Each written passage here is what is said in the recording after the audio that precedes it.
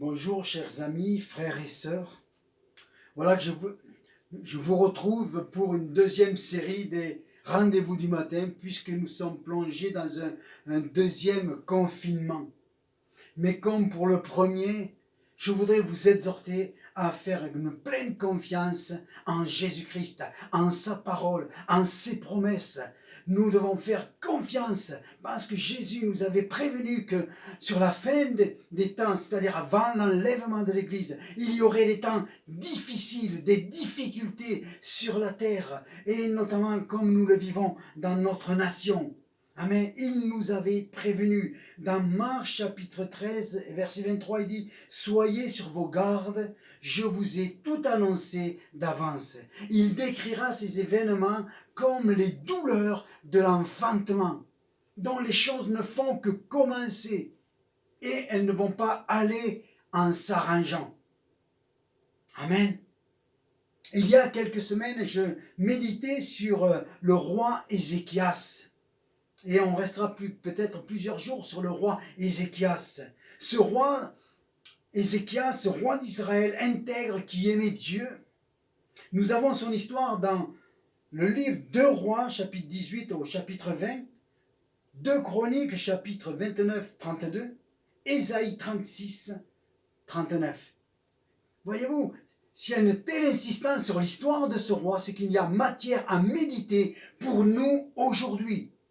Pourquoi aujourd'hui? Cette histoire passe entre les mains d'un prophète, entre les mains d'Ésaïe. Et donc, quand cette parole, cette histoire devient prophétique pour nous aujourd'hui, il y a matière pour nous aujourd'hui.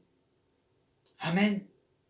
Nous lisons dans 2 Rois, chapitre 18, au verset 2, il y avait 25 ans quand Ézéchias devint roi. Il régna 29 ans à Jérusalem. Sa mère s'appelait Abi, fille de Zacharie. Il fit ce qui est droit aux yeux de l'Éternel, entièrement comme avait fait David, son père. Amen.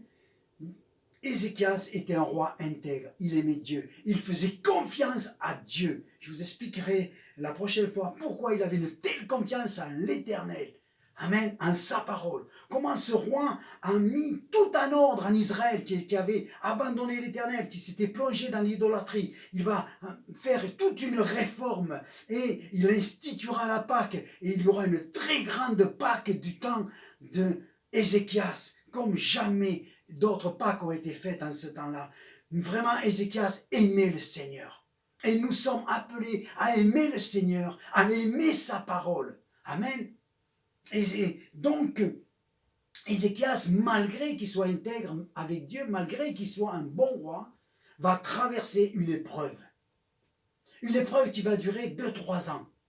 C'est le roi assyrien qui viendra prendre plusieurs villes en Israël et qui viendra encercler et assiéger Jérusalem. Et le siège va durer 2-3 ans. Et vous savez, un siège crée de la famine. Qui crée de la famine? Crée de la mortalité. Nous avons plusieurs exemples dans les Écritures. Et là, du temps de Ézéchias, ce que nous trouvons, c'est que un chef ennemi va dire, au chapitre 18, verset 27, « Est-ce à ton maître et à toi que mon maître m'a envoyé dire ces paroles?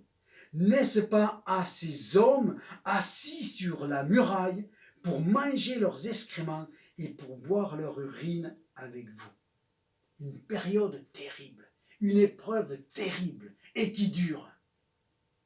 Mais Ézéchias s'appuyait sur l'Éternel. Amen. Il nous est dit dans 2 Chroniques, chapitre 32, ceci: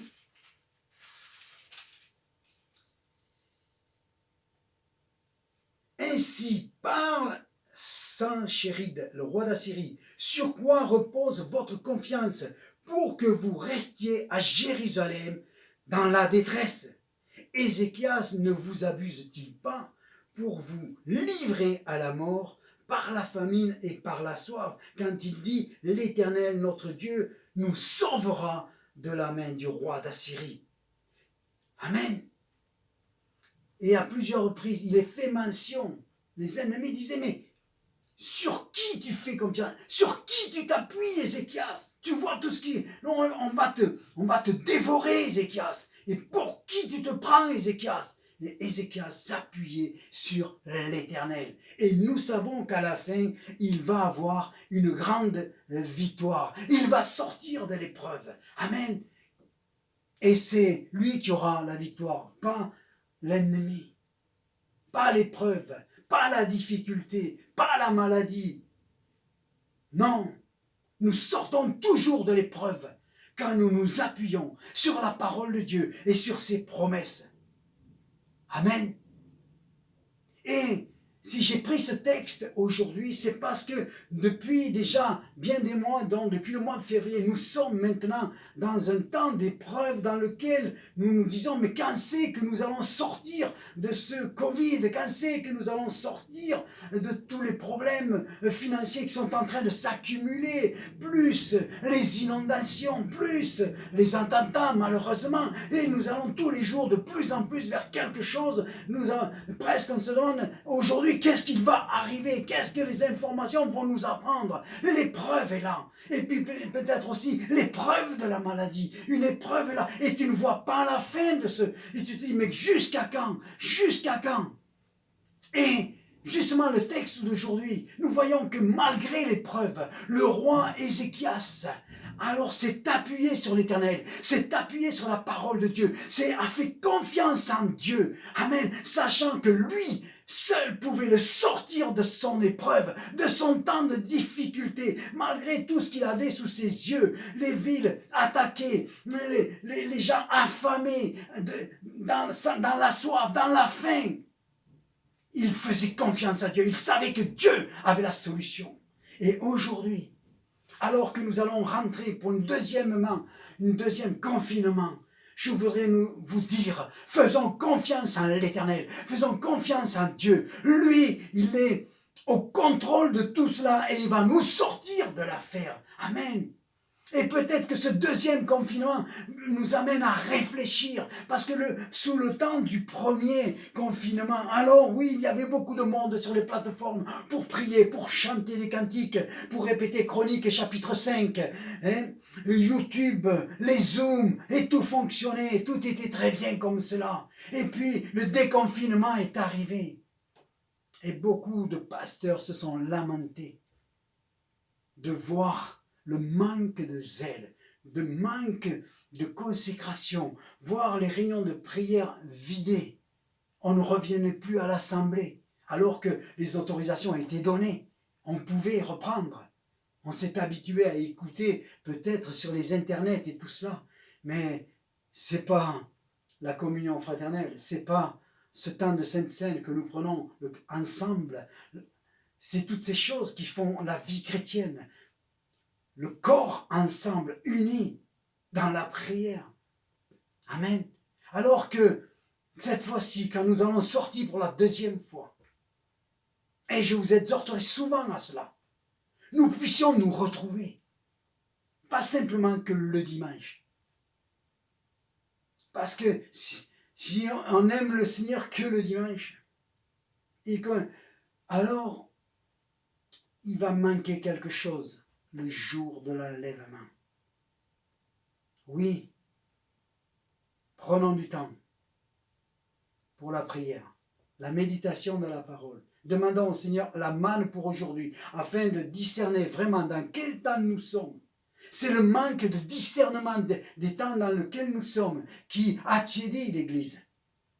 Mais profitons une fois de plus de ce confinement pour nous tourner vers l'Éternel, pour nous tourner vers sa parole, vers ses promesses, regardant à Jésus-Christ, qui lui à la croix a versé son sang, pour que nous soyons pardonnés de nos péchés, que nous soyons libérés, que nous soyons appelés enfants de Dieu, et que nous ayons part à l'héritage des enfants de Dieu, c'est-à-dire à l'enlèvement de l'Église et rentrer dans sa gloire, dans le nom de Jésus-Christ.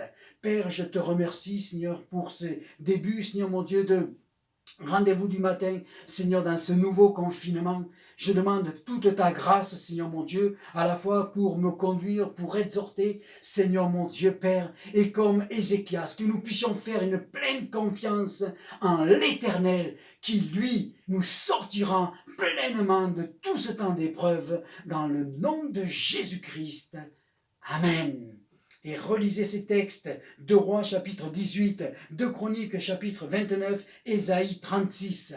Relisez l'histoire d'Ézéchias, car nous allons en parler encore dans quelques autres émissions. Soyez bénis dans le nom de Jésus-Christ. Amen.